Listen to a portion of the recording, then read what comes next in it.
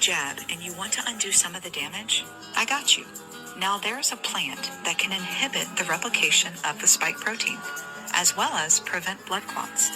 White pine needles contain a compound called suramin, and it's the suramin that neutralizes spike proteins from the JEbberty Jab. It protects your DNA from being modified and blocks the binding of the RNA strand. I'm probably gonna get banned for telling you this one. It's anti-mutagenic, anticoagulant, anti-inflammatory, antiseptic, and anti-tumor. It's high in vitamin C, A, and antioxidants, which boost the immune system. And not only that, but it's great for upper respiratory conditions. It kills viruses, helps with coughs, combats fevers, high blood pressure, and helps with allergies. But because it is an anticoagulant, you don't want to take this if you're on blood thinners. Hey guys, this is Josh here with Trillium Wild Edibles, and today I wanted to go over the identification and uses of the white pine. Whether it's a sap for medicine, its bark for food, or even its needles for tea, this is one of the most important plants to know if you're interested in foraging. The easiest way to tell if you have a white pine is to find one of the branches. And then once you do that, find a section of the needles like you can see I have back here. And then what you want to do is you want to count them. And whenever you count them, you should find 5 needles. 1, 2, 3, 4, 5. Now the pine tree is like a supermarket of the forest. You can use these needles as a tea, and they're really rich in vitamins A and C. They also taste delicious. They have more vitamin C than orange juice, so that's something to keep in mind. And they're also really good for boosting the immune system just because of the amount of vitamin C that they have within them. The bright young green needles in the spring are going to taste the best for tea. However, you can use any needle that you want on the tree. Now granted, this pine tree doesn't have any cones on it, but when it does, the small little cones will be coming out of the ends of the stems here. And now the young male cones, whenever they're young and firm and green, can be boiled and eaten somewhat like a vegetable. It may not taste the greatest, but it is subsistence food in a desperate time.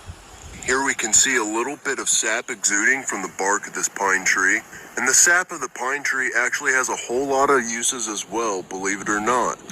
Not only can the sap be combined with charcoal and dried grass to make pitch glue, it can also be put on cuts to help seal up the wounds. It also acts as an antiseptic and antibacterial. You can also put it on splinters. It'll help to draw out splinters as well. Many people may not be aware, though, that the inner bark of the pine tree is also edible. You can see how whenever I lift this up with my finger and I'm going very slow, you can see that darker brown. You can see the actual wood starting to become exposed there. That's how you can tell the difference between the inner cambium layer and the start of true wood. We can just peel this off, just like that. And you take it. You can eat it raw as it is. It's not going to hurt you in any way. It's very piney in taste, of course.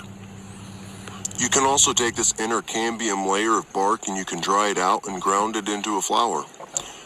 Now, obviously, that flour is going to be very piney in taste, and it would be best to mix it with any of your regular flour to make sort of like a flour extender.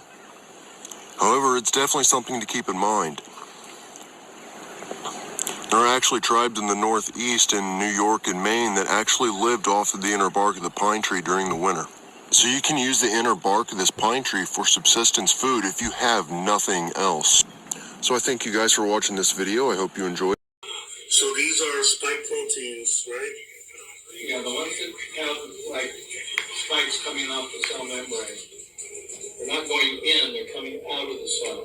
They're spiking out from the inside out.